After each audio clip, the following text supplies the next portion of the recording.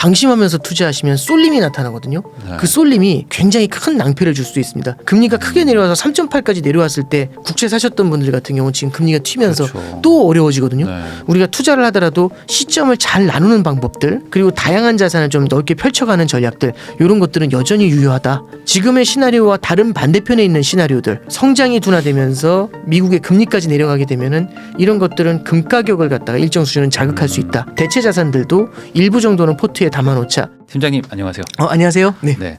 또 요즘에 또 네. 금리 얘기가 또 다시 또 막 이렇게 올라오고 있어요. 예, 그렇습니다. 사람들이 관심을 갖는 이유가 막 이제 내려갈 것 같으니까 막, 네. 막 내려간다고 막 얘기를 하니까. 네네. 그래가지고 뭐 다들 이제 금리 언제 내려가지? 뭐 이런 생각하고 네. 있는데 또 막 물가 튀고 막 이런 얘기도 들으면은 이거 네네. 늦어지나 이런 네. 생각도 하시는 것 같아요. 네네. 요즘에 그 금리에 관한 어떤 분위기 어떻게 좀 봐야 되나요? 이제 요즘 분위기는요. 최근에 질문을 받을 때는 작년에 받은 질문을 이렇게 받았어요. 저기 금리 어떻게 되나요? 이렇게 질문이 들어왔는데 요즘엔 질문 들어올 때 금리가 언제 내리나요? 이렇게 들어옵니다. 네. 근데 이 얘기는 사실상 금리가 내려가는 건 기정사실인데 언제쯤 내려가냐 이제 이거잖아요. 네. 그러니까 패턴이 다른 거죠. 완전히 질문의 패턴이. 금리가 어떻게 되어는 오를 수도 있고 내릴 수도 있다는 얘기인데 지금은 언제 내리나요잖아요. 그러니까 방향성은 결정이 된 거고 이거는 시간의 문제다라고 생각을 하시는 것 같아요. 사람이 그런 게 있잖아요. 이제 금리가 내려가면 어떻게 될까? 이 생각으로는 금리가 내려가는 게 기정사실이라고 생각을 하니까 그 기대감이 되게 만연해질 거지 않습니까? 네. 그럼 이제 금리 인하를 하는데 이게 많이 금리 인하를 해주면 자산 시장엔 당연히 좋을 수가 있겠죠. 그러면 사람들은 결국에는 금리가 인하될 거니까 아름다운 감정을 갖고서 뭔가 접근을 하게 될 거지 않습니까? 그럼 이제 이런 반응들이 나오게 돼요. 올해 12월에 재건축을 발표하는 단지가 있는데 그 재건축 발표하면 돈을 많이 번다고 한번 가정을 해보죠. 그러면 재건축을 발표한 다음에 사야 되나요? 발표하기 전에 사야 되나요? 전에 해야죠. 전에 사야죠. 네. 언제 사야 되냐면 지금 사야죠.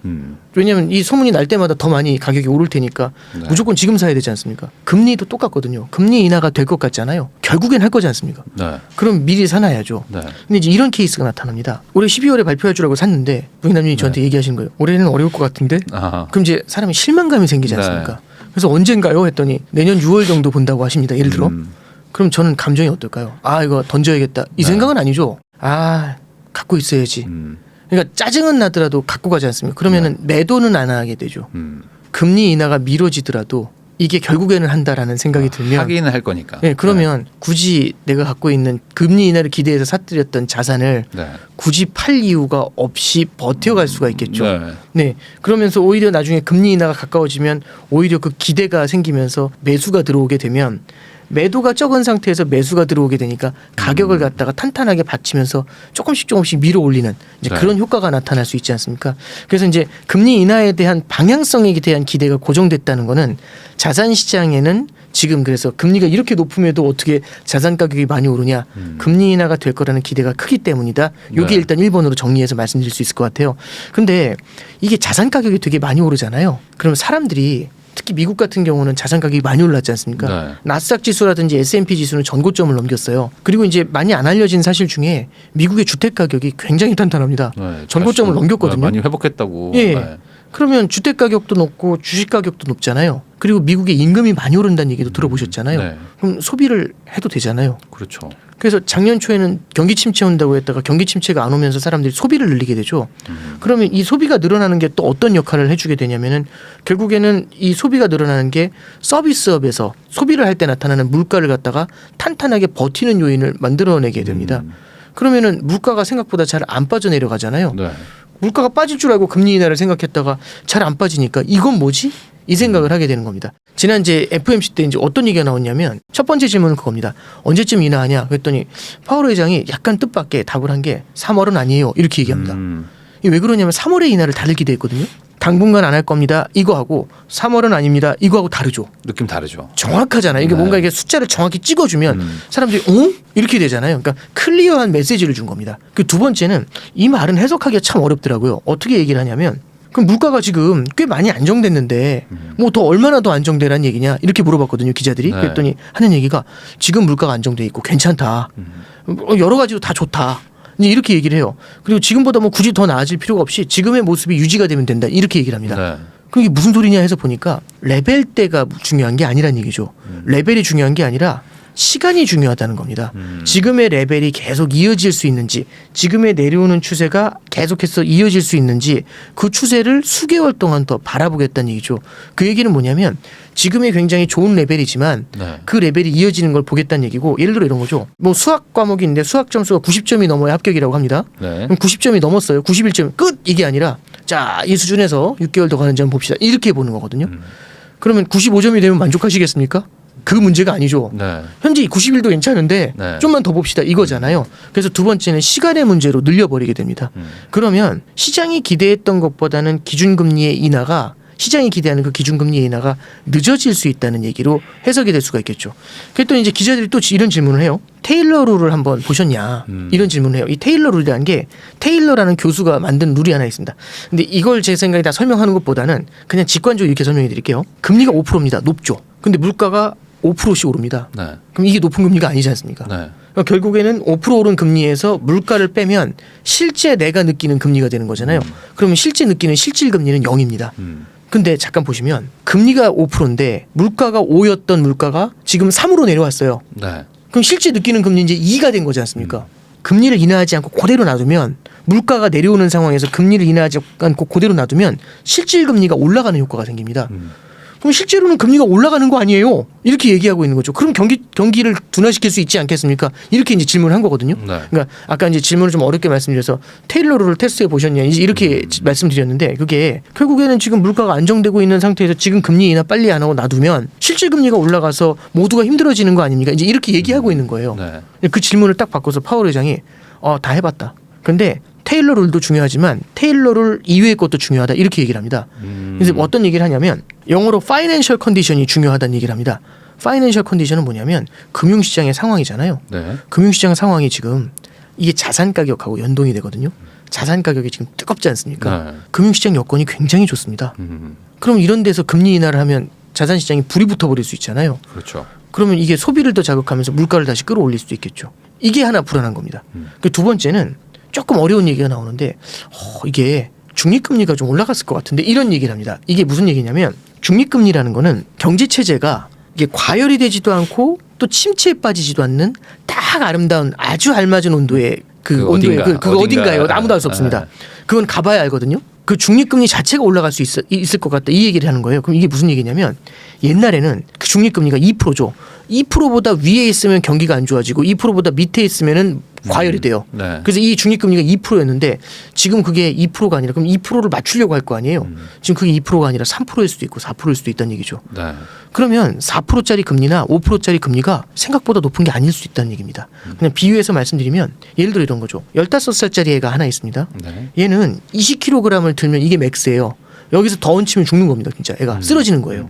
그래서 20kg짜리를 간신히 들고 있는데 다음 해 이제 제가 찾아온 거죠. 그래서 보니까 얘가 20kg를 들고 있는 거예요. 그래서 제가 저 친구 지금 얼굴 뻘건데 오래 못 버텨. 왜냐하면 저 친구한테 20kg가 맥스야. 근데 그게 아니라 이 친구가 1년 더 컸잖아요. 그래서 이제는 몸이 좋아져서 네. 30kg로 걷더란 겁니다. 그럼 20kg 맞출 이유가 없잖아요. 그렇죠. 지금 미국 경제가 IRA 같은 걸 했지 않습니까? 그게 뭐냐면은 해외에 있는 투자를 갖다 미국으로 몰아넣었죠. 네. 그래서 일자리가 창출이 됐지 않습니까? 그리고 자산 가격이 많이 올랐잖아요. 그랬더니 5.5의 금리에도 다 멀쩡하게 소비를 이어가고 있는 거예요. 다들 찾아온다는 경기 침체가 찾아오지 않죠. 네. 그럼 이건 뭐지? 이 생각이 드는 거죠. 그러면 두 가지 생각이 있죠. 저거 시차의 문제야. 좀 있으면 쓰러질 거야. 이렇게 네. 생각하는 방법이 있고, 그 15살짜리는 20kg를 들고 있으니까 조만간 쓰러져. 이렇게 보는 사람이 있고, 그게 아니야. 미국 경제 자체가 탄탄해진 거야. 체질이 바뀌었어. 네. 그러면 5.5의 기준금리가 높지 않을 수 있다는 얘기죠. 저걸 버틸 수 있다는 얘기죠. 그 얘기가 나온 계기 중에 하나가 미국의 고용이 발표됐어요. 그 고용을 저희들이 뭐라고 얘기하냐면 괴물 고용이라고 했습니다. 예상보다는 좀 더 높을 거다라는 생각을 했지만 그 정도 나올지 몰랐거든요. 예상의 2배가 나왔습니다. 고용이라는 게 매월 어떻게 발표하냐면 12월 달에 고용을 1월 첫째 주의 마지막 금요일 날 발표해요. 1월 첫째 주 금요일 날. 그러면 12월 내내 통계 자료를 만든 거 갖고 1월 첫째 주 막 해가지고 금요일 날 짠 내보내는 거거든요. 12월 내내 그 큰 땅덩어리에 있는 사람들 걸 조사해서 내보내니까 보통 이게 시간이 없잖아요. 그래서 오류가 많아요. 그래서 보통 12월에 고용을 1월에 발표하거든요. 그리고 1월에 있는 고용을 2월에 발표하는데 2월에 고용을 발표할 때 1월의 데이터가 1월에 발표했던 게 미안합니다. 이거 좀 틀렸고요. 그럴 수 고칠게요 있죠. 하면서 네. 이 영어로 리비전이라고 하는데 수정을 발표해요. 근데 작년에 보면은 고용이 세게 나온 다음에 그 다음 달에 발표할 때 요거 미안해요. 좀 많이 과대평가돼서 내려와요 하면서 거의 11개월 연속으로 이 고용이 발표한 것보다 내려왔었어요. 네. 근데 와 이번에는 11월 12월 달에 고용이 발표됐던 것도 셌거든요. 그게 다 올라오는 걸로 발표된 거예요. 그리고 1월 달 고용도 와 입 튀어나오게 나온 거죠. 예상의 2배를 넘게. 네. 그러니까 이제 이건 뭐지? 이제 이 생각이 딱 드는 겁니다. 사람들이. 경기 침체가 와야 되지 않습니까? 이 정도 5.5의 금리면 이제 헐떡거려야 되는데 이러고 있는 거예요. 이러고 있는 거예요. 그러면 중립금리가 올라갔을 수 있다는 얘기를 했잖아요. 파월 의장이. 그럼 중립금리가 만약 올라갔다면 금리를 내리면 안 되죠. 그렇죠. 그 얘기는 결국 시간의 문제가 또 생기는 겁니다. 그러면 얘네들을 딱 이게 종합을 하잖아요. 그러면은 지금 여러분들이 생각하시는 것처럼 금리 인하의 여건이 어느 정도 조성된 건 오케이. 근데 데이터 확인하고 천천히 갈게 요 얘기 해주고 있는 겁니다. 시장에서는 아유 쓸데없는 소리만 결국엔 못 견딜 거야라고 했는데 괴물 같은 고용지표가 나왔고 생각보다 탄탄한 물가가 나왔잖아요. 그걸 보면서 시장에서 이거 아닌가? 이 생각을 조금 하게 되죠. 그래서 작년 12월 달에 금리 인하를 예고하고 난 다음에 다들 파티를 했거든요. 네. 금리 인하가 올해 3월부터 시작이 되고 올해만 7번 내린다 이렇게 얘기를 했는데 아닌가? 이렇게 네. 생각을 하는 겁니다. 그랬더니 이제 금리 인하 모드가 굉장히 세게 형성이 됐다가 이게 반대로 되감기는 그런 모습이 현재 나타났다. 이렇게 보시면 될 것 같습니다. 옛날엔 안 그랬는데 네네. 왜 갑자기 5.5에도 버티냐 얘가. 네, 그렇죠. 예. 원래라면 이게 못 버텨야 되는 건데 네네네. 라는 거잖아요. 네네네. 그렇게 버티게 된 이유가 아까 말씀하셨던 뭐 IRA 뭐 이런 거랑 이제 뭐 금리 올리면서 뭐 미국으로 돈 들어가고 해서 네네. 경제의 어떤 그 체질 자체가 바뀌었다. 이제 그렇게 됐을 수가 있다는 얘기죠. 그러니까 중립금리가 올라갔을 수도 있다라는 얘기를 하고 있는 거죠. 네. 그러면 이건 사실 알 수가 없어요. 연준도 모르거든요. 네. 그 중립금리라는 게 얼마인지도 모르고 이게 올라와 있는지도 모르거든요. 그러면 이거는 시간을 두고서 좀 더 체크를 해봐야겠죠. 만약 중립금리가 올라갔는데 거기다 대고 금리를 내려버리면 이거는 과열을 만들어내게 되지 않습니까? 네. 물가가 아직 다 해결이 안 된 상황에서 그러니까 이제 연준 입장에서는 이 우를 범하고 싶지가 않은 거예요. 이게 하나씩 보시면 금리를 바라보는 시장의 기대와 연준의 기대가 달라요. 이게 왜 그러냐면 시장이 겪어왔던 과거가 있고 연준이 겪어왔던 과거가 있어요. 시장이 겪었던 과거는 이런 겁니다. 금리 인하를 한다고 하잖아요, 연준이. 네. 그러면 했다 하면은 화끈하게 인하해주고 짧은 시간에 화끈하게 인하해주면서 자산 시장을 갖다가 많이 부양을 해줬어요. 2000년대 이후로 보니까. 네. 아 그러면 이번에도 그렇게 하겠네. 금리 인하해준다니까 와 그러면 대박 이렇게 생각을 하거든요. 근데 연준이 겪어왔던 과거는 이런 겁니다. 70년대의 기억을 갖고 있는 거죠. 70년대에는요. 그때 당시에 아서번스라는 사람이 있었어요. 그 아서번스라는 사람이 중앙은행 총재, 연준 총재로 들어왔는데 그 사람이 이제 했던 가장 큰 실수가 그때 당시 대통령이 닉슨이었어요. 이 아서번스가 닉슨이랑 아삼육 같은 사람이었습니다. 네. 너무 친하잖아요. 그래서 닉슨 대통령이 알죠? 이렇게 얘기하면 닉슨의 재선을 위해 가지고 금리를 인하해 주는 거예요. 물가가 아직 높은데. 네. 근데 물가가 높은데 금리를 인하하니까 밑에 있는 연준 스태프들이 이거 왜 그래요? 막 이렇게 이제 다 항의했겠죠. 그랬더니 이제 그 아서번스가 하는 얘기가 설득을 해야 되잖아요. 아니 중동에서 원유 수출 안 해서 유가가 올라가서 그런 건데 우리가 어떻게 하라는 얘기냐. 우리가 금리 올리면 저기 중동에서 그래서 원유 수출한대? 뭐 이렇게 얘기하는 거죠. 네. 내지는 엘니뇨 형상으로 저기 바다에 정어리 가격이 뛰었는데 그럼 우리가 금리 올리면은 정어리 가격 엘니뇨가 사라져? 뭐 이런 얘기를 한 거죠. 마치 우리가 금리 인하하면 바이러스가 사라져 코로나 때 뭐 그런 얘기한 거고 비슷한 논리인 겁니다. 지금 물가지수 높은데 거기서 제일 높은 그 식품 가격하고 에너지 가격 제외해봐. 그러니까 생각보다 안 높은 거예요. 네. 봐봐. 그러니까 금리 인하 해도 된다니까 이렇게 한 거죠. 근데 시간이 지나니까 그놈도 올라와요. 그러니까 이제 문제가 뭐냐면 인플레이션을 제어하기 위해서 금리를 올렸지 않습니까? 인플레이션이라는 병을 잡기 위해서 금리라는 약을 먹었어요. 금리 인상이라는. 근데 그게 너무 고통스러운 거죠. 근데 이제 인플레이션이 살짝 꺾일 것 같으니까 그 약을 갖다 뚝 끊어버린 거예요. 그럼 어떻게 될까요? 병이 다시 그러니까요. 도지죠. 네. 그래서 70년대 그 소비자 물가지수 차트를 보면은 올랐다 내렸다 올랐다 내렸다 올랐다 내렸다 이거를 반복을 하면서 이 인플레이션이 10년을 넘게 갑니다. 그래서 이걸 처리하기 위해서 굉장히 큰 고생을 하거든요, 미국이. 자 그러면 이걸 이제 우리는 뭐라고 얘기하냐면 아서번스라는 말씀 드렸지 않습니까? 그 사람 이름이 네. 아서번스의 실수라고 해요. 그럼 연준 입장에서는 그 기억을 갖고 있잖아요. 여기서 이거 제대로 잡지 못하면 인플레이션이란 병이 10년 넘게 간다. 가니까. 이 생각을 갖고 있는 거죠. 그래서 아직 미국의 소비자 물가 지수가 3%대에서 쉽게 잘 안 내려오고 있어요. 요번에 나온 게 3.1이 나왔거든요. 참고로 말씀드리면 작년 6월에 3%까지 내려왔어요. 9에서 3으로 원웨이로 내려왔거든요. 네. 그럼 3%까지 내려왔지 않습니까? 그러면 9에서 3으로 내려왔으니까 우와 2%까지 얼마 안 남았네? 그러니까요. 다 그런 얘기 했었죠. 예. 다 왔네 이제 한 번만 치면 끝나겠네 이거거든요. 근데 탁 치면 어떻게 해줘? 반대편. 네. 이제 그래서 3%까지 내려온 다음에 이게 튀어요. 그래서 3.6, 3.7 이렇게 올라갔다가 3.4, 3.2 내려왔다 또 3.2 계속 이게 그때부터는요 옆으로 횡보를 하는 겁니다. 소비자 물가 지수가. 그럼 이게 라스트 1마일이라는 표현을 쓰거든요. 여기서 만약에 이 라스트 1마일을 남겨놓고 3.1인데 여기서 그냥 금리 인하 괜찮아 됐어 금리 인하 이렇게 하잖아요. 이게 잘못되면 물가가 다시 튈 수 있다는 거죠. 이게 약간 공부하고 비교하면 이런 것 같아요. 학생이 90점을 넘으면 좋은 대학을 간다고 해보죠. 열심히 공부한 거예요. 그래서 하루에 막 4시간 자면서 미친 듯이 공부했고 11월에 수능이에요. 근데 10월 달까지 해보니까 드디어 미친 듯이 공부하니까 11월에 수능인데 10월에 90일이 나온 겁니다. 네. 그럼 놀아야 되나요? 아니죠. 계속 해야죠. 마지막 한 달이 네. 남았지 않습니까? 네. 어떻게 될지 마지막 한 달은 모르니까. 더욱더 가열차게 네. 보통 우린 그렇게 얘기하잖아요. 그 마귀가 있으면 뭐라고 할까요? 야 이제 점수 나왔으니까 쉬어. 힘들었잖아. 쉬고 싶지 않을까요? 당연히 그 그렇죠. 마음을 하고 싸우는 네네. 게 이제 남은 한 달 동안의 라스트 1마일이지 않습니까? 그래서 인플레이션도 마찬가지인 것 같아요. 인플레이션에 대해서도 이 라스트 1마일을 놓고서 연준은 과거의 실수를 반복하고 싶지 않은 거고요. 시장은 빨리 인하해줘야지. 그 마음속에 있는 그 공부하는 학생한테 얘기하는 거. 네. 자 이제 힘드니까 편하게 쉬어야지. 이제 이 두 가지가 굉장히 강하게 충돌을 하고 있는 겁니다. 그럼 시장은요. 연준이 금리 인하를 한다고 하니까 지난해 12월에 금리 인하한다고 하니까 올해 1년 동안에 3월부터 인하해서 연간 7번 인하한다고 했어요. 7번이요? 네, FOMC가 1년에 8번 열리거든요. 1.5%? 그렇죠. 그러니까 1월 달 제외하고 나머지는 다 내린다는 얘기예요. 네. 연준에서는 점도표라고 해가지고 가이던스를 줘요. 네. 이 연준의 점도표에서는 올해 3번, 내년 4번이었거든요. 그럼 2년간 7번이잖아요. 시장은 연간으로 7번을 치는 겁니다. 동안. 화끈하죠. 네. 시장은 까오 하면서 너무 좋아하는 거죠. 숨어있던 돈들이 다 쏟아져 나오게 만드는 겁니다. 이게 좀 어떻게 말씀드리면 되냐면 코로나 때 푼 돈이 굉장히 많아요. 그 돈이 순식간에 사라지거든요. 강화도 갯벌 같은 데 가서 그 갯벌 체험하잖아요. 갯벌 네. 체험하려고 갯벌에 딱 들어가면 갈 때는요. 경운기 타고 들어가는데 갯벌에 꽃게가 엄청 많아요. 오, 엄청 많다. 다 잡아야지. 자 도착했습니다 해서 내려가지고 한 발짝 딱 내딛는 순간 갯벌을 보면 한 마리도 없어요. 그럼 이게 중요한 포인트가 죽은 건가요? 숨은 건가요? 숨은 거죠. 죽었으면 못 나오잖아요. 네. 숨은 거면 나오죠. 네. 그럼 언제 나올까요? 제가 집에 가면 보통 이렇게 생각하잖아요. 금리 인상을 하면 돈이 숨거든요. 얘네들은 그럼 금리 인하를 하면 나올 것 같잖아요. 근데 이게 일찍 일어나는 개가 네. 더 많은 먹이를 먹을 수 있지 않습니까? 왜냐하면 구멍에는 먹이가 없지만 갯벌로 나와야 이게 되잖아요. 네. 근데 갯벌에 제가 있는 거예요. 네. 근데 과거의 경험을 통해 보니까 저놈은 4시 반 정도면 집에 가는 거예요. 모든 저 사람들은. 네. 4시 반 정도면은 이 뭐냐면 뭐 통을 들고 가. 그렇죠. 통을 들고 아. 집에 가는 거죠. 장화 신고 이제 집에 가는 모습이 나타나는 거예요. 그러면 저도 놀랍던 게 뭐냐면 3시쯤 돼서 막 이렇게 허리가 아프잖아요. 그래서 허리 아파 죽겠다. 딱 뒤를 보니까 뒤에 다 나와 있어요. 다 나와서 열심히 드시고 계시더라고요. 네.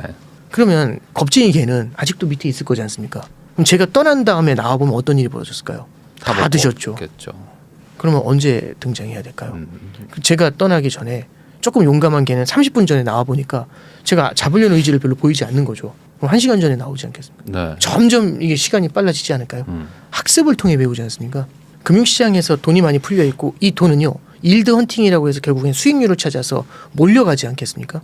죽은 게 아니라 숨어 있어요. 그런 상태에서 금리 인하로 드디어 이제 긴축이라는 엄한 놈이 집에 가 이렇게 되면은 다 쏟아져 나오는 거죠. 조금이라도 일찍 나와야 되지 않겠습니까? 그래서 앞서 말씀드린 것처럼 12월에 재건축하면 지금 사야 되지 않나요? 그런 것처럼 막 쏟아져 나오는 겁니다.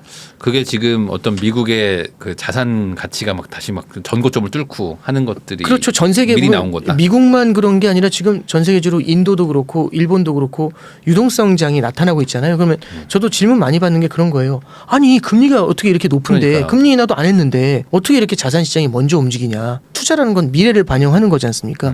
금융시장은 이미 과거를 통해 가지고 인하를 하면 화끈하게 많이 인하해 준다는 걸 이미 너무나 많이 보아왔었던 거죠.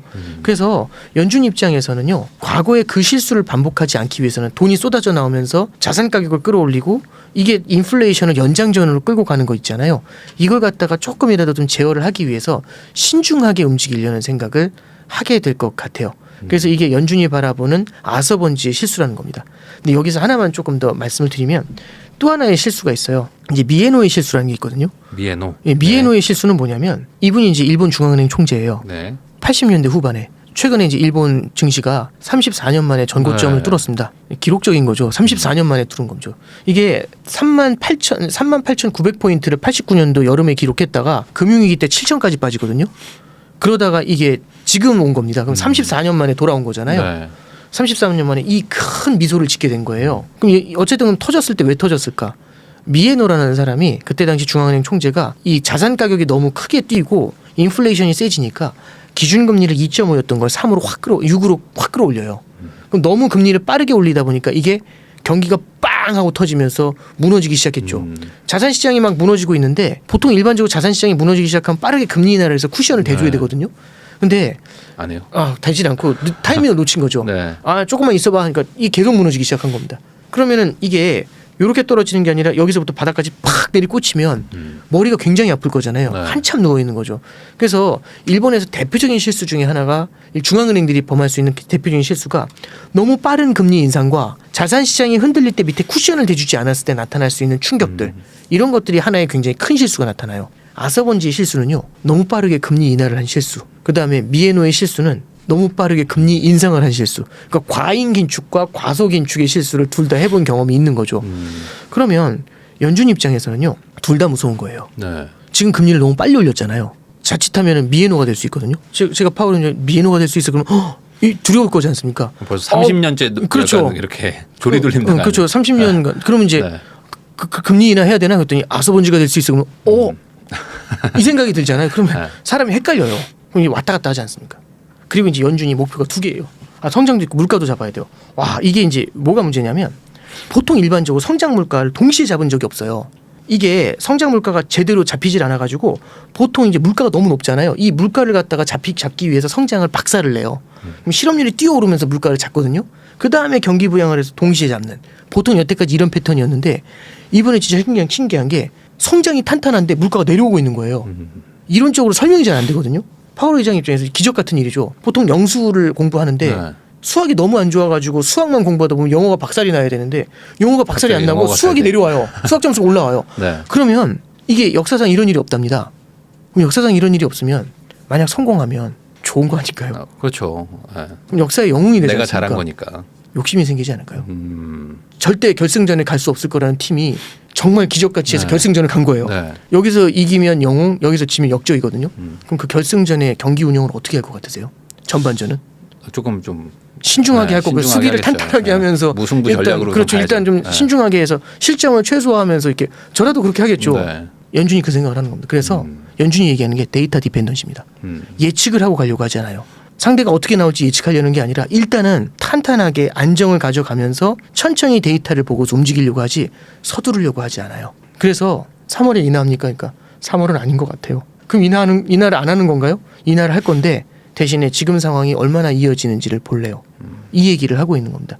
그래서 시장이 기대하는 것과 연준이 바라보는 시각이 서로 달라요. 오건영 팀장님하고 이야기 나누고 있는데요. 그러면 이제 미국 연준의 어떤 그 심리 왜 네. 이렇게 좀 안 낮추고 약간 보수적으로 가는지에 대해서는 얘기를 해주셨는데 네네. 그럼에도 불구하고 어쨌든 올해 뭐 0.75 정도 낮춘다고 말한 거가 있는데 네네. 그 부분에 대해서는 올해 좀 이렇게 반영이 된다라고 좀 봐야 될까요? 네. 3월은 아니더라도 뭐 6월이라든지. 저는 인하는 할 것 같고요. 그때 이제 말씀드린 게 시장이 기대하는 것보다는 좀 늦게 네. 시장이 원하는 것보다는 적게 인하할 것 같다 이런 말씀 좀 드렸어요. 이게 무슨 말씀이냐면 3월부터 인하한다 그럼 3월보다는 늦게 그다음에 7번 인하한다 그럼 7번보다는 적게 이제 그렇게 인하할 것 같고요. 그 흐름은 올해에도 마찬가지로 나타나게 될 거라고 그렇게 생각을 좀 하고 있습니다. 얘기가 이렇게 흘러가거든요. 아까 전에 했던 논리대로 따지면 연준은 인하를 못 하겠네. 안 하고 그냥 그렇죠. 가도 안 하고 되는 거 그냥 가도 아니냐. 되는 거 아니에요. 나쁘지 않은데. 그렇죠. 성장도 고용도 나쁘지 않고 물가도 안정돼 있는데. 근데 이제 여기서 이런 얘기가 좀 나와요. 블라드라는 사람이 있어요. 네. 이 블라드라는 사람이 사실 옛날에는 이런 얘기하면 되게 별로 안 좋아하셨는데 요즘은 다들 이 스터디를 많이 하셔서 블라드가 누군지 대충 다 아시거든요. 이게 연준 내에서 제일 금리 많이 올리자고 했었던 네. 되게 무서운 사람이 있어요. 그 사람이 작년도 7월에 그만뒀거든요. 다들 좋아해서 아주 고생하셨다고. 네. 근데 이제 그분이 얼마 전에 나와서 인터뷰를 하는데 되게 흥미로운 얘기를 합니다. 3월에라도 낮춰야 된다고. 저도 놀랐어요. 무슨 소리야? 예. 이분 왜 또 말 바꿨지? 이렇게 생각을 했거든요. 근데 이제 얘기하는 게 그겁니다. 3월에 낮춰놓으면 나중에 많이 안 낮춰도 된대요. 만약에 지금의 금리가 높은 금리였다고 해보죠. 네. 근데 간신히 견디고 있는 겁니다. 네. 하면서 간신히 견디고 있는데 아리까리한 거죠. 바라보는 사람은 저 사람 체질이 높아져서 좋아진 건가 아니면 간신히 버티고 있는 건가 아리까리한 거예요. 그래서 어떻게 해야 되지 고민을 하고 있는데 블라드가 얘기하는 건 그거죠. 여기서 저 20kg짜리 아령을 19kg로 조금만 낮춰봐. 그러면 한결 나아질 걸? 그럼 얘가 네. 더 들고 있을 수 있잖아요. 네. 만약에 체질이 올라간 게 아니라 간신히 버티고 있는 거라면 19kg로만 낮춰놔도 더 버틸 수가 조금은 있잖아요. 더 낫죠. 그러면 19kg나 되는 아령을 보다 오랫동안 들고 있을 수 있게 해줍니다. 네. 그럼 이 얘기는 뭐냐면 지금 미국 금리가 5.25에서 5.5예요. 그러니까 상단이 5.5잖아요. 네. 높죠. 그냥 우리가 직관적으로 보기에 좀 높잖아요. 네. 미래에 간신히 버티고 있는 것도 미래에 큰 충격을 줄 거라면 여기서 미리 예방적으로 한번 낮춰주면 시장의 부담을 훨씬 덜 느낄 수 있잖아요. 네. 그러면 현재의 높은 금리를 보다 오래 유지할 수 있다고 얘기를 해요. 그러니까 여기서 만약 안 낮추고 해가지고 쓰러지면 난리가 날 거지 않습니까? 그럼 막 100bp 인하하고 막 난리가 날 수 있잖아요. 그럼 또 제로 금리로 낮추고 충격이 생각보다 크게 올 수 있죠. 그렇게 가는 것보다 미리 예방 주사 한번 놓고 가자는 거죠. 그래서 0.25 한번 낮춰주고 또 한 번 이 정도만 낮춰줘도 생각보다 높은 금리를 오랜 기간 유지할 수 있는 겁니다. 우리가 이제 작년에 많이 했었던 얘기가 뭐냐면 higher for longer라는 표현을 썼어요. 보다 높은 금리를 보다 오랜 기간 유지한다는 얘기거든요. 그럼 이제 그 얘기를 딱 들으면 금리가 더 오른다고 이렇게 생각하실 수 있지만 이렇게 보시면 될 것 같아요. 하이어는 비교급이잖아요. 무엇보다 높은이거든요. 그럼 무엇보다 높냐면 옛날에 우리가 겪어왔었던 금리보다 높은 수준을 꽤 오랜 기간 가져갈 수 있다는 뜻이 될 수 있어요. 네. 그러면 우리는 지금 시장의 기대는 막 2% 1% 옛날에 그 금리로 내려갈 거다 이제 이렇게 생각을 하는데 블라드가 말한 것처럼 한 번 인하하고 한참 보고 또 한 번 인하하고 한참 보고 그러면 금리가 인하되는 속도가 느리죠. 올해 연말까지 예를 들어 3번을 내리면 미국 금리의 상단이 4.75입니다. 4.75면 높은가요 낮은가요? 그래도 높은 거 아니에요? 제가 느끼기 좀 높아 네. 보이는데요. 그럼 하이어잖아요. 내년 말까지 해서 4번이 더 내려간다고 해보죠. 연준의 계획대로. 그러면 상단이 3.75예요. 낮은가요? 뭐 그냥 내년 뭐, 말에 네. 3.75면 뭐 그래도 네. 옛날보단 높은 거 아닌가요? 옛날보다 높은 금리가 오랜 기간 오래 유지되면서 인플레이션을 갖다가 견제를 할 수가 있게 해주죠. 군대가 철수가 되더라도 꽤 많은 군대를 놔두고 조금씩 빼는 거지 않습니까? 블라드가 얘기한 것처럼 연준이 앞에서 예방을 해주면 뒤에 너무 빠르게 인하할 우를 범하지 않을 수가 있겠죠. 예, 그런 차원에서 연준도 조심스럽게 한 차례 두 차례 이렇게 금리를 갖다가 낮춰주는 고민을 하게 될 거라고 보고 있습니다. 그래서 그게 언제가 될지는 모르겠지만 네. 3월보다는 훨씬 좀 늦은 시기에는 시작이 될 것 같아요. 이게 아예 그냥 그 논리대로는 안 할 것 같은데 그게 아니라 하긴 할 것 같습니다. 그리고 연준이 현재 예고한 거는 3차례 정도 인하를 예고하고 있잖아요. 그래서 아마 연준은 어느 정도는 그거를 베이스 시나리오로 가져가면서 플러스 마이너스 1회 정도 그런 고민을 좀 하게 되지 않을까 그렇게 생각하고 있습니다. 그러면 사실 우리가 이렇게 미국 그 금리에 대해서 관심 갖는 거는 결국에 뭐 물론 미국 주식 투자하신 분들도 네네. 있겠지만 한국의 금리는 어떻게 되냐 이게 제일 걱정이실 것 같은데 네네. 뭐 촬영일 기준으로 오늘인가 또 뭐 동결하고 막 네, 그런 게 그렇습니다. 있어가지고 네, 금통위에서 금리를 동결했죠. 네, 그래서 지금 뭐 계속 동결인데 미국이 낮추면 우리도 같이 낮출 것이다. 뭐 이런 얘기 하시는 분들도 있고 아니면 지금 격차가 아직 크기 때문에 좀 내려도 우리는 좀 계속 동결로 간다. 이런 의견이 있는데 어떤 걸 좀 보세요? 일단은 이렇게 보시면 될 것 같아요. 미국 금리의 상단이 5.5입니다. 네. 한국 금리의 우리나라 금리의 상단이 3.5입니다. 그러면 5.5 대 3.5잖아요.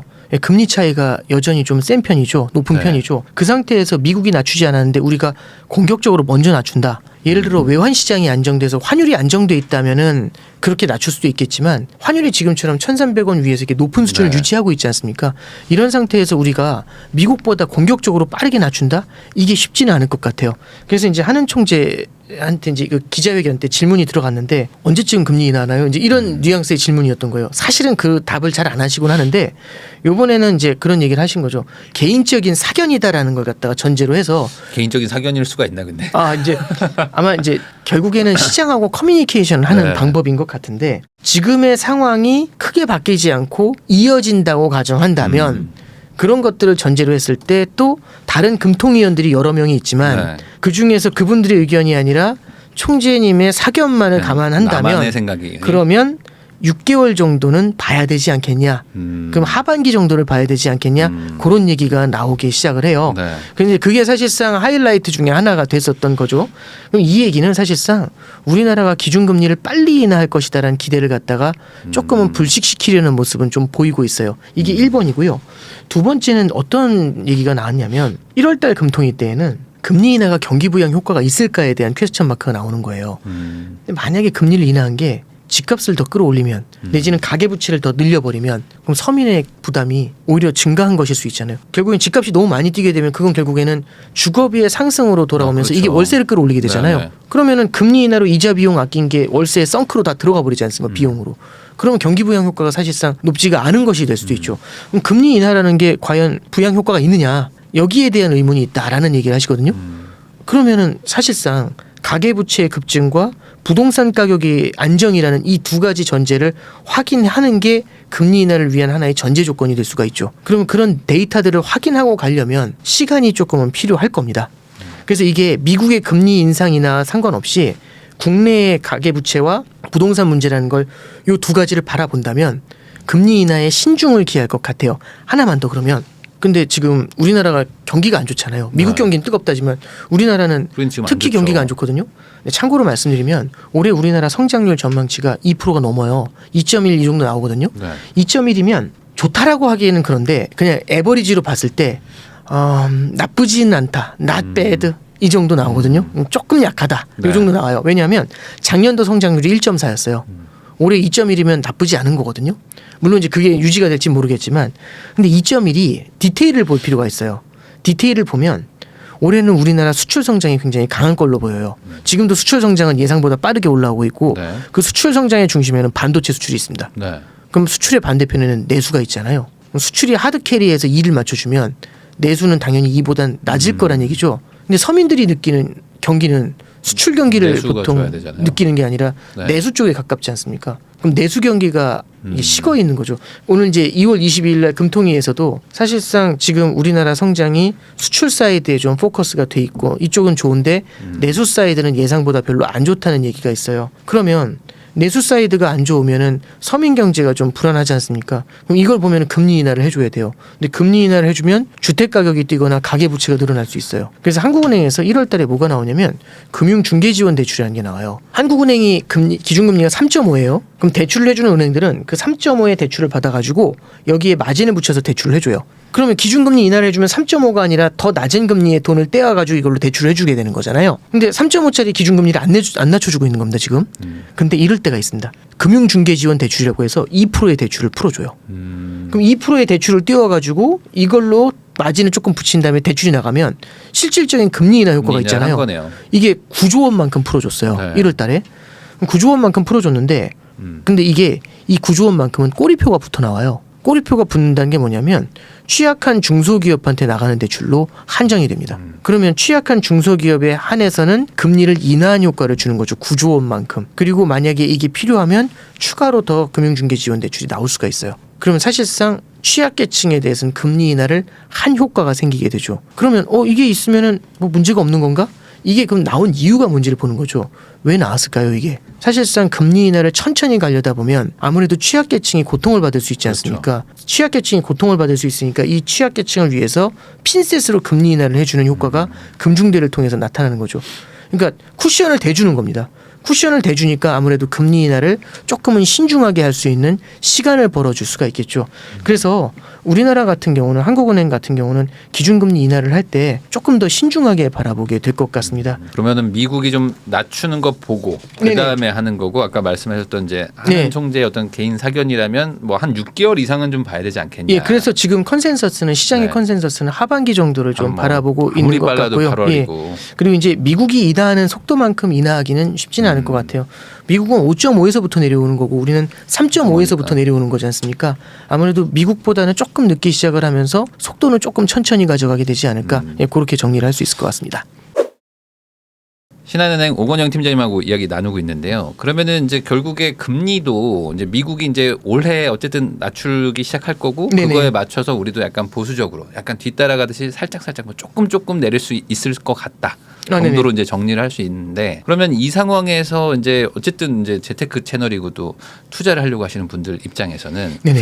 부동산을 떠나서 뭐 다 지금 금리랑 뭐 연동이 안 되는 것들이 없으니까 네네, 그렇죠. 우선 채권부터 한번 얘기를 해주시는 게 좋을 것 같습니다. 채권이라는 건 결국엔 금리가 내려가면 수익이 나죠. 네. 근데 금리가 인하된다라는 기대가 강하잖아요. 그럼 모든 사람이 채권이 좋을 거라는 생각을 할 거지 않습니까? 상시이니까. 네. 그럼 모두가 달려가면 어떤 일이 일어날 것인가 이제 그 생각을 하는 거죠. 그러면 네. 채권 가격이 엄청 오르겠죠. 그럼 채권 금리가 많이 내려갈 거지 않습니까? 이제 이런 상황이 펼쳐지는 거죠. 제가 설날에 차가 하도 막혀가지고 계속 내비가 다른 길을 알려주더라고요. 국도로 나가라고. 예, 네. 그런 길들은 막 알려주더라고요. 네. 갈 때마다 안 막히던 곳이 막히던데요, 계속. 왜 그러냐면 네. 저만 그걸 생각을 하는 게 아니라 네. 모두가 그걸 바라보고 있으니까 안 막히던 쪽으로 계속 쏠리잖아요. 그럼 거기가 새롭게 막히는 겁니다. 네. 무언가 그렇게 될 것이다라는 기대감에 쏠림이 나타나게 되잖아요. 그럼 그게 가격의 선반영이 되면서 그걸 따라갔을 때 낭패를 보는 경우들이 왕왕 나타나게 됩니다. 이게 첫 번째 우리가 좀 생각해 볼 필요가 있는 거고요. 두 번째는 금리가 인하되고 금리가 내려오더라도요. 이런 문제가 생길 수가 있어요. 최근에 보면은 이제 미국의 헤지펀드들이 굉장히 미국의 국채 시장에 많이 들어와 있거든요. 그러면 이제 헤지펀드들이 보통 하는 플레이는 뭐냐면 채권을 사요. 10,000원짜리 채권을 사잖아요. 그 10,000원짜리 채권을 담보로 9,000원을 대출받아요. 그걸로 채권을 또 사요. 어차피 채권이야 뭐 그렇죠. 안정적인 자산이니까. 그 9,000원짜리 채권을 담보로 8,000원 대출을 빼요. 근데 8,000원만큼 채권을 사요. 레버리지를 계속 쓰네요. 그렇죠. 그럼 8,000원짜리 채권을 담보로 7,000원. 그럼 10배 되는 거 그렇죠. 아니에요? 1,000원까지 내려가죠. 그러면 1부터 10까지 더하면 55지 않습니까? 10,000원을 투자한 게 아니라 55,000원이 밀려 들어가요.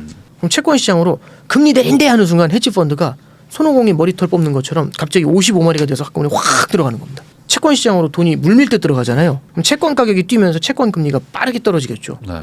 그래서 미국에서 보시면 국채 금리가 작년도 10월인가요? 5%까지 올랐던 게 딱 한 달 만에 3.7까지 내리꽂히잖아요. 와, 깜짝 놀라죠. 금리가 많이 내렸다 안 내렸다가 아니라 한때 우리 정기예금 금리가 0.9도 안 됐었어요.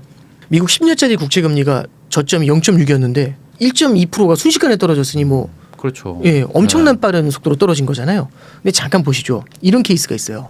지금 대출을 많이 껴서 레버리지를 있는 대로 이렇게 해서 샀지 않습니까? 금리 인하 안 할 거래. 금리 인하 늦어질 거래. 이러면 어떨까요? 버틸 수도 있겠지만 레버리지가 많으면 못 버티거든요. 빚을 내서 샀던 걸 빠르게 팔아야죠. 빠르게 팔면서 빚을 갚아놔야지 충격이 덜할 거지 않습니까? 그러면 빠르게 이걸 되돌려요. 그럼 어떤 일이 벌어지게 될까요? 반대로 이제 금리가 튀고 그렇죠. 채권 가격이 떨어지겠네. 그래서 보면 4.3까지 탁 튀어 올라오잖아요. 네. 이건 무슨 말씀을 드리고 싶냐면 채권 시장에서 변동성이 되게 높아요. 금리가 내려가더라도요. 금리가 이렇게 한순간으로 일렬로 쫙 내려가는 게 아니라 이렇게 요동을 치면서 내려가죠. 그럼 이 파도를 잘 타셔야 돼요. 네.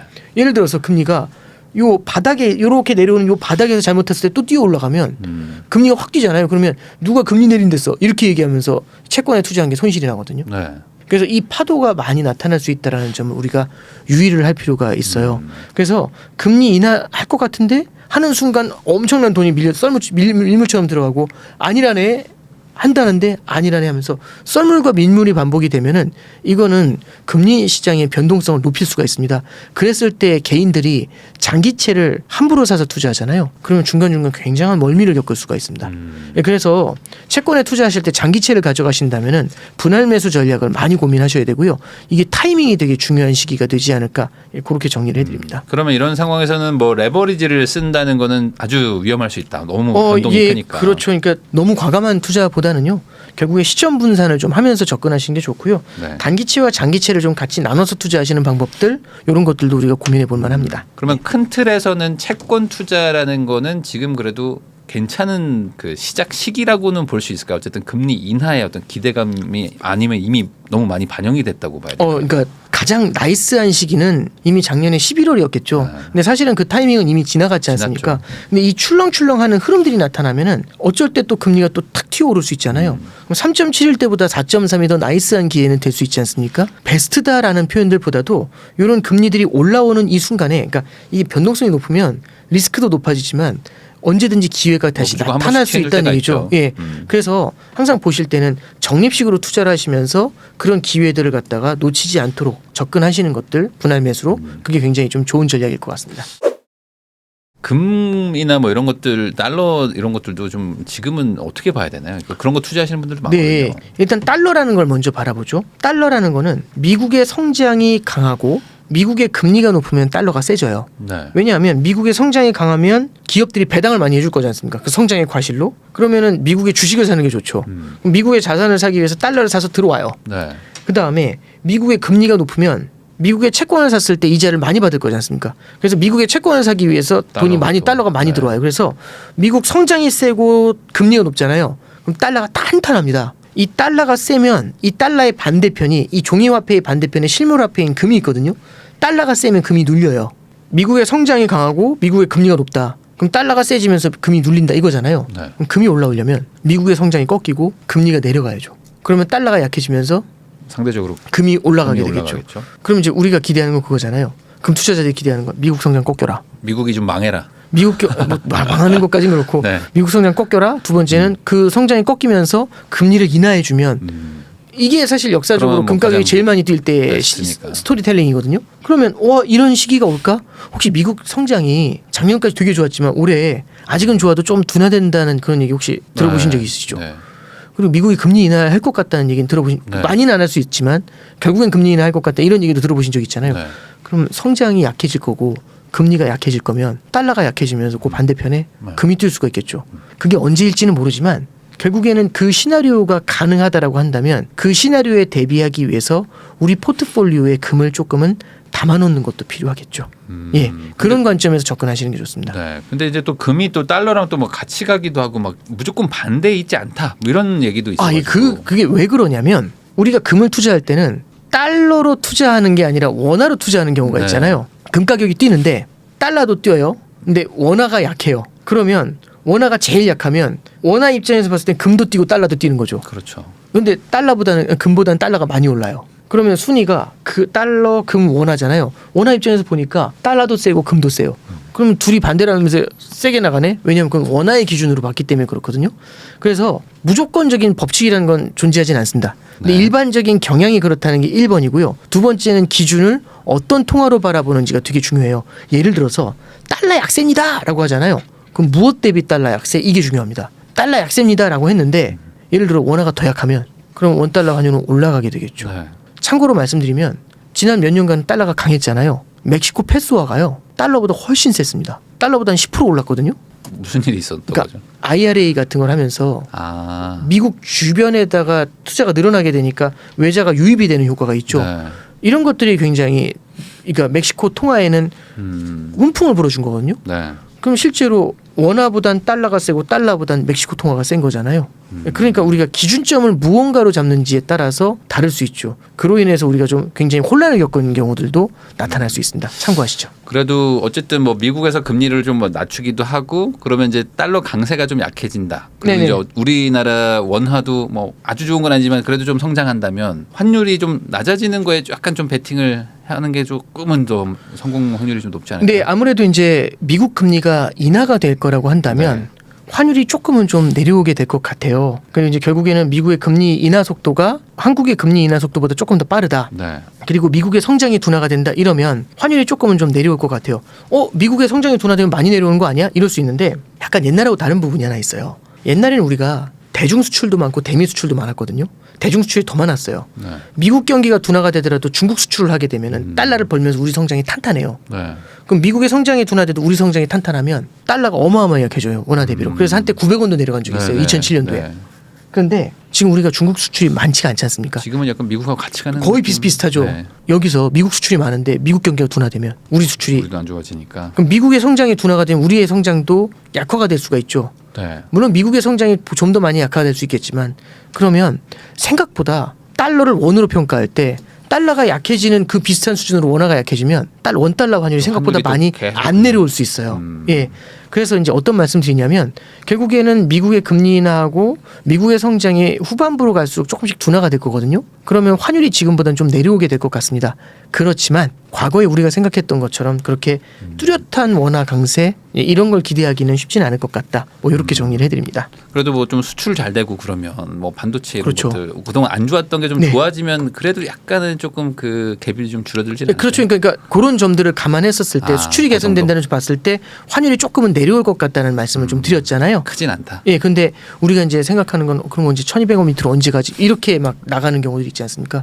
그래서 그런 것들보다는 달러가 원달러 환율이 내려오더라도 속도가 좀 느릴 것 같다. 이렇게 좀 말씀드릴 수 있을 것 같습니다. 이런 게 좀 걱정될 것 같은데 갑자기 뭐 이렇게 경기가 뭐 어떻게 알 수 없지만 네. 갑자기 뭐 진짜 미국에서도 뭐 위기가 온다든지 우리도 뭐 위기가 와가지고 금리를 막 급락시키거나 막 이런 일들이 일어나는 걸 또 걱정하는 분들도 좀 많거든요. 뭐 침체가 아니라 뭐 정말 위기 상황이 올 수도 있다. 근데 이런 뭐 가능성이 있을 만한 어떤 이벤트나 뭐 이런 것들이 좀 있을까요? 지금은 알 수는 없겠지만. 네, 이제 예를 들어서 중동 지역에 네. 갑자기 좀 분쟁이 좀 심해져서 네. 유가가 갑자기 탁 튀었다. 그러면서 인플레이션 압력이 높을 것 같다 하면은 결국엔 금리가 내려올 거라고 생각을 해서 기다리고 있던 시장이 되려 금리를 인상한다고 하면 와 하면서 이건 좌절이죠. 아, 금리 인상 가능성이 있을까요? 높진 않죠. 지금 시장에서 얘기는 나오고 있는데 아, 나와요? 개인적으로는 현재 상황을 전제했었을 때는 금리 인상을 하기엔 굉장히 부담스러울 것 같습니다. 예, 왜냐하면 앞서 말씀드린 것처럼 아서번지의 실수도 있지만 미에노의 실수도 있거든요. 네. 이 두 가지를 갖다 균형을 잡아주려면 지금 금리 인상을 조금씩 얘기하는 분들은 있지만 그 카드를 선택하기에는 조금은 좀 시간이 필요할 것 같아요. 예. 아, 그러면은 어떤 중동 쪽에서의 어떤 뭐 대규모 분쟁 같은 것. 그렇죠. 지정학적 리스크나 이런 것들은 좀 우리가 좀 염두에 둘 필요가 있는 거고요. 그쪽에 좀 관심을 가져야 되고. 예, 두 번째는 양적 긴축을 같이 하고 있잖아요. 금리를 인상하면서 양축 긴축을 같이 하고 있었는데 이러면 유동성이요. 순식간에 한번 쫙 부족해지면서 단기 자금 시장에서 자금 부족이 나타나는 경우가 생겨요. 그럼 지금 대부분의 투자가 단기로 낮은 금리의 자금을 조달해가지고 장기로 막 투자하고 있거든요. 그러니까 단기로 자금을 빌린 걸로 계속 사줘야 되는데 이 단기 자금 시장에서 자금이 네, 모자라는 맞아요. 문제가 생길 수가 있어요. 네. 그럼 계속 사주는 쪽이 안 들어가면 이쪽에 있는 장기 자산도 무너지게 되겠죠. 네. 그러면 결국에는 단기 자금 시장의 불안이 장기 금융 시장까지 같이 늘어나면서 전체 금융 시스템을 뒤흔드는 그런 리스크가 나타날 수 있다. 이렇게 이제 고민하는 그런 케이스들도 있어요. 다만 그 가능성은 사실은 2019년에 레포 사태라는 게 한번 있어서 그 비슷한 네네. 일이었거든요. 이미 우리가 한번 겪어봤지 않습니까? 연준이. 그리고 그걸 겪어봤기 때문에 그 이후에 몇 가지 안전장치를 만들어 놓은 게 있어요. 스탠딩 레포라는 것도 있고 피마 레포라는 것도 있고 뭐 지금 그게 중요한 거 아니니까요. 그래서 상당 부분을 좀 대비해 놓은 게 있고요. 앞서 말씀드린 것처럼 큰 폭으로 인하하지 않기 위해서 미리 조금 인하하는 게 좋아요라고 했지 않습니까? 블라드가 그 말을 한 이유는요. 지금 질문 주신 것처럼 그러다 한 번에 훅 갈 수 있는데 어떡하지? 혹시나 그럴 수 있으니까. 예, 그런 걸 대비하기 위해서 그런 얘기를 해놨던 겁니다. 그래서 어느 정도는 좀 컨트롤을 하려고 할 수 있는데 모든 것들이 예기치 못한 일들이 나타날 수 있잖아요. 그 중에 하나의 시나리오가 말씀드렸던 것처럼 예상치 못한 지정학적 리스크, 단기 자금 시장의 불안 이런 것들은 좀 우리가 한번 같이 고민해 볼 필요가 있겠죠. 그러면 이제 올해는 이제 그래도 어쨌든 뭐 그동안에 어떤 금리 인상 시기가 좀 지나고 이제 네. 좀 이렇게 쭉 이제 횡보하면서 좀 고통의 시간이 있었다면 이제는 그래도 뭐 양의 차이는 있더라도 좀 내려가는 구간이니까 네네. 그래도 조금 더 희망을 좀 갖고 좀 이렇게 올 한 해를 좀 보내지 않을까 하시는 분들도 많을 것 같은데 네네. 올 한 해 또 투자하셔야 되니까 네. 우리 시청자분들한테 뭐 어떤 마지막으로 조언 한마디 해주시면 좋을 것 같습니다. 네. 이제 제가 이제 말씀드렸던 것처럼 금리가 내려올 수는 있을 것 같습니다만 내려오더라도요. 생각했던 것보다 많이 안 내려올 수 있다라는 것. 내려오더라도 변동성이 크게 내려올 수 있다는 얘기. 네. 그러면 금리가 내리니까 무조건 무언가를 해야 돼. 이 순간순간의 타이밍을 보는 것도 되게 중요할 수가 있습니다. 그래서 방심하면서 투자하시면 쏠림이 나타나거든요. 네. 그 쏠림이 굉장히 큰 낭패를 줄 수도 있습니다. 금리가 크게 내려와서 3.8까지 내려왔을 때 국채 사셨던 분들 같은 경우는 지금 금리가 튀면서 그렇죠. 또 어려워지거든요. 네. 금리 인하하니까 편안하다는데 무슨 소리야 라고 생각하실 수도 있겠지만 이게 변동성이 크다는 거는 결국에는 뚜렷한 방향성이 나타나더라도 그 방향성을 희석시키는 문제가 생길 수가 있어요. 그래서 우리가 투자를 하더라도 시점을 잘 나누는 방법들 그리고 다양한 자산을 좀 넓게 펼쳐가는 전략들 이런 것들은 여전히 유효하다. 그리고 이제 앞서 말씀드렸던 것처럼 지금의 시나리오와 다른 반대편에 있는 시나리오들 성장이 둔화되면서 미국의 금리까지 내려가게 되면은 이런 것들은 금 가격을 갖다가 일정 수준은 자극할 수 있다. 그래서 그 시나리오를 갖다가 대비하기 위해서 이런 우리가 여태까지 보지 않았었던 대체 자산들도 일부 정도는 포트에 담아놓자 이런 말씀드렸죠. 이런 것들 한번 두루두루 고민해 보시는 게 좋을 것 같습니다. 사실 모두가 알고 모두가 예상하는 거는 사실 투자에서는 좀 안 좋은 경우로 그렇죠. 가는 네네. 그런 일들이 많으니까 나도 아는 거라면 그렇게 안 흘러갈 수도 있겠다. 약간 이렇게 약간 좀 비판적인 사고도 한번 네네. 해볼 필요도 있는 것 같습니다. 네네. 지금까지 신한은행 오건영 팀장님과 함께 2024년 앞으로 금리가 어떻게 될지 그리고 뭐 경제 전망까지 그리고 이제 그 대체 자산들에 대한 어떤 투자 전략까지 한번 알아봤는데요. 다시 한번 시청해 주신 거 감사하다는 말씀 전하면서 저도 팀장님과 인사 나누도록 하겠습니다. 오늘 나와주셔서 감사드립니다. 네, 감사합니다.